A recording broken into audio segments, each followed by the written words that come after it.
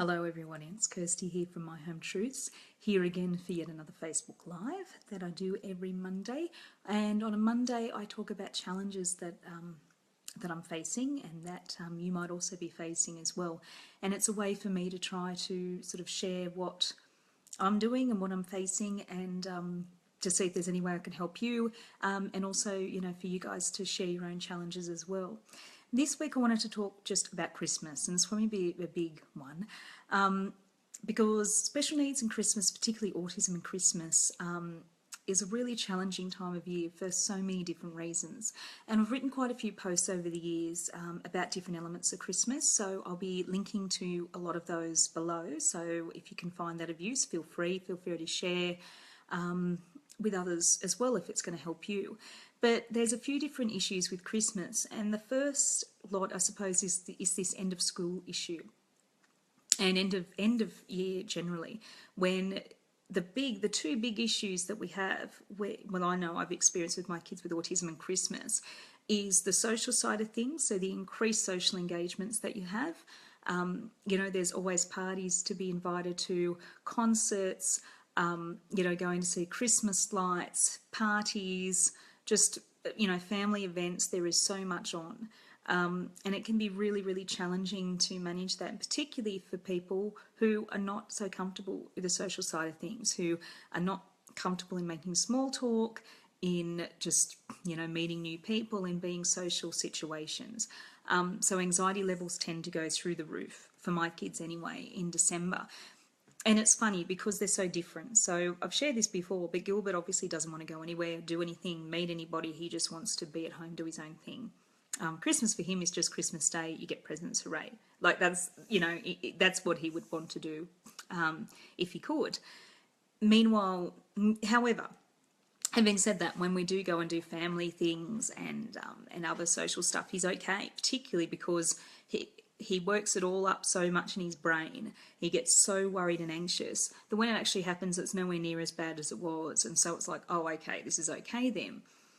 On the other hand, Matilda loves being social. She really seeks and loves it. She just struggles in the actual doing of it at times. So she will look forward to things. She'll want to go to everything, anything and everything. She loves it. But then she will break down afterwards and she will shut down because she just can't cope with it. It is, the anticipation and the reality of it is basically too much for her, and so she shuts down. So my two kids have always approached these things in different ways, and that's sort of the struggle and the stress that we've got to manage at Christmas with two kids on the spectrum. The other part of this nexus and why it's so hard for Christmas time for kids and adults on the spectrum is then the lack of routine. So at the moment at school, Gilbert really does want to go. And it's exacerbated this year because he's also transitioning in high school. So tomorrow he's got a big orientation day. And up to this point, he's had quite a few transition visits as well. So the same kids aren't always in his class because they're off doing different transitions. You've got the issues with planning for Christmas concerts. They're doing a lot of that.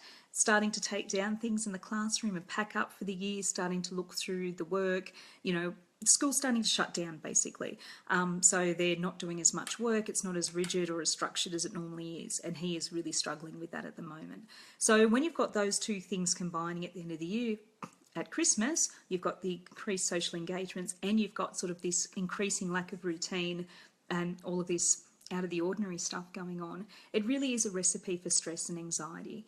And that's why this time of the year is really tough. So what we've been trying to do is to try and keep things as normal and as constant as we can at home. It's not really working, but it's just difficult. It's difficult to combat so much of that, I suppose, unknown. But that's one way to try and do it. Give the kids a safe place at home. Maybe say no to some Christmas engagements. There's no reason why you can't. Saying no is sometimes the best thing for everybody. Particularly if you're being invited to a lot of engagements and it's getting, too hard. So, feel free to say no, feel free to just bunker down and have some quiet time yourselves. And that's the best way that I've found to deal with that challenge. We've got 2 more weeks of school here, so we've still got, 2 weeks of trying to get them to school and deal with all the things. And the next 2 weeks are just nasty. There are so many things on, but you know, we're trying to manage that as best we can and only do the things we have to do. So that's one element of Christmas that could be tough for kids on the spectrum. And then you come to things like gift giving, and I've written a post about this as well, about gift giving and autism. And there's a few things to keep in mind, but there is one golden rule, and most of you will know this if you've got kids on the spectrum, is to always ask first. Ask the parent or caregiver first what that child really wants, because 10 to 1 you'll give the wrong thing. And that will lead possibly to a meltdown and to upset, and it won't be the joyous Christmas that you're hoping for it to be. In the post, I sort of talk about the reasons why it's good to ask, you know, to ask first. And they're things like, you know, age-appropriate gifts aren't always the best thing for kids on the spectrum. I know that, you know, my son might get Lego or something else that's age-appropriate, but he doesn't play with Lego.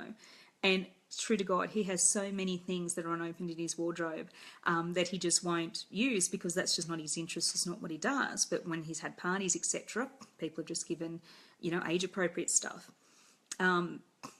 Which would be fine if I could re-gift or give it to someone else, but he won't let me because they're his. They were given to him, they are his gifts, and that's the end of it. So then we've just got all this wardrobe, and one day I'll have to sort it out for him. The other thing is, obviously, keeping in mind a child's, you know, special interests, if they've got a specific interest, but be specific about it. Just don't buy a Thomas the Tank Engine, for instance, because that's what they like. You know, really ask specifically, is there a particular collection that they're looking at? You know, you'll probably want to avoid duplicates. You might want to get it, you don't want to buy things out of order if they're collecting things in a particular order. There might be a particular range that they're trying to collect. Particular colours, there might be ones that they don't want at all, and you could just happen to buy this one. So it's just really, really important to sort of to get that information down, and so you can actually have the best chance of buying them a gift that they'll actually really enjoy. The other thing to keep in mind is sensory gifts. So, you know, there's obviously toys around, they've got lots of noise, lights, movement, vibration, whatever. Sometimes these gifts, you know, are great and they look awesome, interactive, yay. For kids on the spectrum, they could actually sort of trigger sensory meltdown. So probably best to sort of vet anything like that if you want to buy it first with the parent, just to make sure that there's nothing that will, you know, disturb them. Anything, for instance, that relates to balloons for my son, can't cope with.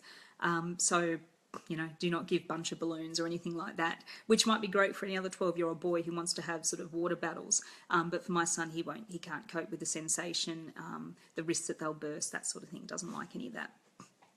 The other thing to keep in mind with gifts is that some kids don't even like them being wrapped. They don't like the idea of surprise.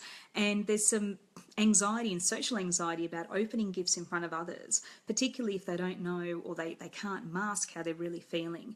They can be quite anxious because they don't know what's in the box. They don't know if they're going to like it or not. They might not know what the acceptable way of reacting is, even if they get something they don't like. So one way around this is to wrap presents in clear plastic. So if you want to still wrap, but that way the child is not surprised and doesn't feel that level of anxiety. It could be putting an unwrapped gift in a bag, so, you know, giving the gift bag, but obviously so that they can have a look and they're not feeling that overwhelmed by having to unwrap something. It's quite easy to see what's inside, and that would be the main ways that I would get around that. But again, check with the parent, because my kids don't have issues with unwrapping gifts, but I know a lot of other people do, and the whole idea of the surprise can be quite unsettling and can add to even more anxiety. And the other thing to keep in mind is gift cards and vouchers. I would also run by these things, and money, I would run by these ideas with the parent or caregiver first, because you run the risk of having issues with, you know, the non-immediate gratification of the gift. So normally you get a gift, open it, great. Even if it's not something that they particularly want or something they've got the gift, it is there, it is something tangible they can see. But when you're looking at gift cards, gift vouchers, and even money, to them, it's just a card or a piece of paper, a piece of plastic. It's nothing, you know what I mean? So unless they're warned, unless they understand that actually means they can go and buy whatever they want at another time, not necessarily today, particularly if it's Christmas Day and the shops are closed, they run the risk of being quite upset. I know the first time my son received a gift voucher, he truly thought he had been dudded. He truly thought that it wasn't a real gift, that whoever had given it to him was being mean to him. He could not understand what it was for. We had to explain that it was a gift card. When the shops opened up again, he could go and buy whatever he wanted. But he still felt upset because he didn't get a present immediately. And it just, that took away that immediate sense of, gratification. And it took him a little bit of time to understand what that means. He's much better now, and he can see that, that he can go and buy exactly what he wants, which is great. But just make sure that the child understands before you give it, because that could really lead to a lot of issues. So that's the gift issues at autism. So we've dealt with the social and the out of routine. That's the gift stuff. And the last thing I sort of want to talk about is Santa.